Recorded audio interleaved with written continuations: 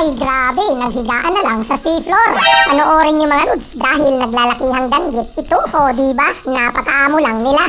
Siyempre, itong pinakamalaki ang ulamin natin para naman hindi tayo mabitin. Agay, so ang lakas mga lods kasi nga napakalapad niya. Tapos ang dami talaga nila dito sa seafloor. Ayun, nakapitik din ang ating kasama.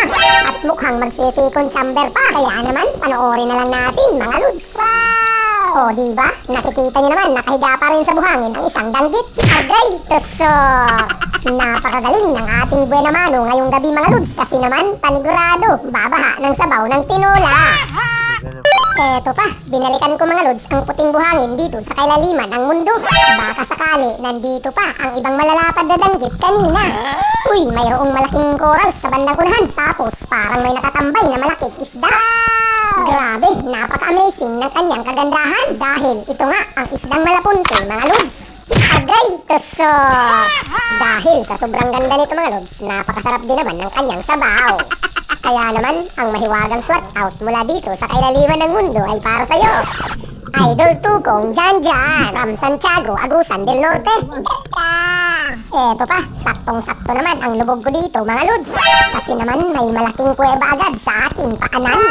Tapos may nagtatago pa nga, malapad na isda. Ulo niya lang ang isiniksik.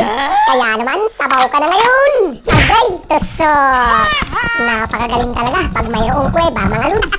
Tapos malaking taragbago pa nga itong ating napitikan. Ang champion lang naman sa tinola. Eto pa, ang mga nagagandahang corals naman dito sa kailaliman ng mundo. O diba, nakikita nyo naman mga lods, napakagaling magtago nitong malaking snapper. Nakalabas lang naman ang buntot niya. Kaya naman, panigurado, sabaw na rin to. Agay, so sadyang napakaganda talaga mga lods pag maraming corals. Kasi naman, may masiksikan ang mga isda. Kaya naman, ang mahiwagang swat out mula dito sa kailaliman ng mundo ay para sa'yo. Idol Renz Silverio from Oriental Mindoro.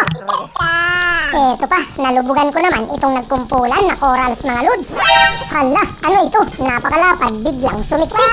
Ito nga, ang isdang palad mga lods o tinatawag namang halibut sa Ingles. Agay, so grabe, napitikan natin ang kalahating isda, kalahating palad. Alam nyo ba, sobrang taba ng isda na ito mga lods. Kaya naman, sobrang sarap. Ay, sila kabuka. Eto pa, panoorin natin mga lods. Dahil nag-second chamber ang aking kasama. Ang ihaw pa nga ang pangalawang target. Agay, so grabe, nakita nyo naman mga lods. Marami pa palang ibang isda doon sa butas.